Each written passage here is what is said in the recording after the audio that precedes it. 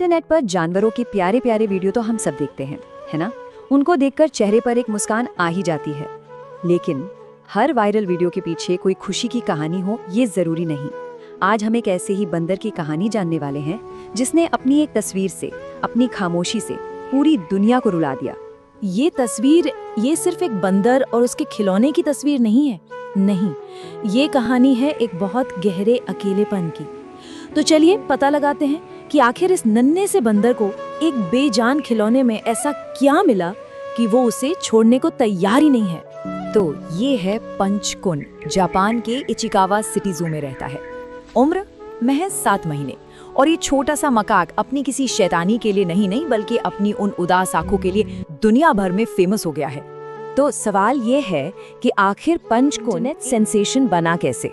देखिए, उसकी शोहरत किसी कलाबाजी या किसी करतब की वजह से नहीं है, बल्कि उसके उस अकेलेपन की वजह से है जिसे दुनिया के हर कोने में लोगों ने महसूस किया। पंचकुन की कहानी ना दुनिया के सामने तब आई जब लोगों ने देखा कि वो एक खिलौने को, एक स्टफ्ड ओरांगुटान को अपनी जान से ज्यादा प्यार करता है। वो उसे बस अपने साथ नहीं रखता था, नहीं, वो उसके साथ सोता था, उसे हर जगह कर ले जाता था, और जब भी डर लगता तो बस उसी खिलौने के पीछे छिप जाता था। और जैसे ही ये तस्वीरें और वीडियोस इंटरनेट पे फैली, लोगों के दिल में ना एक अजीब सी हलचल मच गई।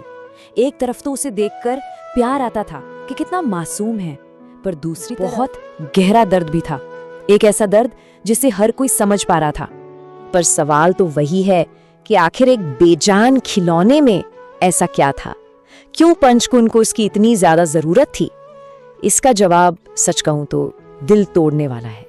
तो हुआ ये कि पंचकुन का जन्म जुलाई 2023 में इसी जू में हुआ, लेकिन पैदा होने के कुछ ही वक्त बाद उसकी माँ ने उसे छोड़ दिया, उसे अकेला छोड़ दिया।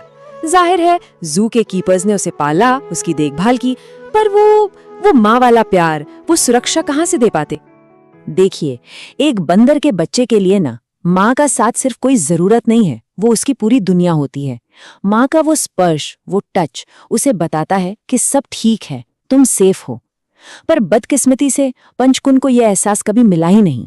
और बस यहीं से एंट्री होती है उस बेजान खिलौने की, एक ऐसी चीज जिसने उसकी माँ के छोड़ जाने से पैदा हुए उस खालीपन को भरने की कोशिश की। मतलब जू वालों ने जब पंचकुन का अकेलापन देखा तो उसे खेलने के लिए कुछ खिलौने दिए, और उनमें से एक खिलौना उसकी पूरी दुनिया बन गया। उसने उसे ही अपनी माँ बना लिया, उसी से प्यार, उसी से सुरक्षा, सब कुछ उसी से। तो ये खिलौना उसके लिए सिर्फ खेलने की चीज नहीं था, नहीं, ये तो एक ढाल था जो उसे दुनिया के हर डर से बचाता था। ये माँ के टच की कमी को पूरा करने का एक जरिया था। सोचिए, वो उसे ऐसे गले लगाकर सोता था जैसे उसे दुनिया की सबसे कीमती चीज मिल गई हो। अब आते हैं सोशल मीडिया की पावर पर, क्योंकि जैसे ही पंचकुन के वीडियो वायरल हुए ना, इसका असर उसकी और उस पूरे जू की दुनिया पर बहुत ही गहरा पड़ा। लोग सिर्फ एक वायरल बंदर को देखने नहीं आ रहे थे, नहीं, वो उस दर्द को महसूस करने आ रहे थे जिसे उन्होंने अपने फोन की स्क्रीन पर देखा था। शायद वो सब पंचकुन को बस ये जताना चाहते थे कि तुम अकेले नहीं हो।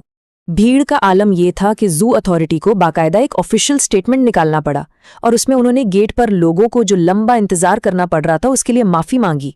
इससे आप अंदाजा लगा सकते हैं कि पंच की कहानी लोगों के दिलों को किस हद तक छू गई थी। लेकिन कहानी यहाँ खत्म नहीं होती। सवाल ये था कि क्या पंचकुन हमेशा उस खिलौने के सहारे ही जिएगा या उसे कोई असली दोस्त मिलेगा? अच्छी बात यह है कि इस कहानी में एक उम्मीद की किरण भी है। तो जू वालों ने उसे दूसरे बंदरों के झुंड से मिलवाने की कोशिश शुरू की। शुरुआत में तो बहुत मुश्किल हुई। दूसरे बंदर उसे धक्का दे देते या इग्नोर करते, और वो बेचारा डरकर वापस अपने खिलौने के पास भाग जाता। लेकिन धीरे धीरे उसने हिम्मत जुटाई, और आज दूसरे बंदर न सिर्फ उसके साथ खेलते हैं, बल्कि एक फैमिली की तरह उसकी ग्रूमिंग करते हैं, उसका ख्याल रखते हैं। मतलब वो अब दुनिया का सामना करना सीख रहा है, सिर्फ उससे छिपना नहीं। अकेलेपन से निकलकर वो असली दोस्ती की तरफ अपना पहला कदम बढ़ा रहा है। चलिए अब सबसे बड़े सवाल पर आते हैं। आखिर एक छोटे से बंदर की इस कहानी ने हम इंसानों को अंदर तक इतना क्यों हिला दिया? ऐसा क्या था इसमें? कुछ वक्त पहले थाईलैंड की एक हिप्पो मू डेंग वायरल हुई थी, याद है? अपनी शैतानियों के लिए उसने हमें हंसाया था। लेकिन पंचकुन की कहानी में कोई शैतानी नहीं थी, कोई मजाक नहीं था, सिर्फ एक खामोश दर्द था। तो कह सकते हैं कि अगर मू डेंग ने दुनिया को हंसाया तो पंचकुन ने दुनिया को रुलाया।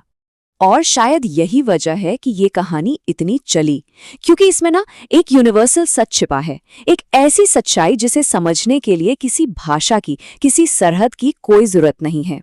जब कोई बच्चा, चाहे वो इंसान का हो या जानवर का, डर में, अकेलेपन में कोई सहारा ढूंढता है ना, तो हम सब उसमें कहीं ना कहीं खुद को देखते हैं, अपने अकेलेपन को, अपनी उम्मीदों को और अपने संघर्षों को। तो पंचकुन की ये कहानी हमें एक बहुत जरूरी सवाल के साथ छोड़ जाती है।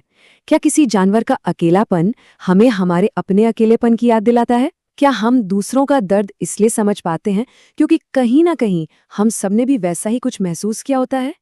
इस पर सोचिएगा जरूर।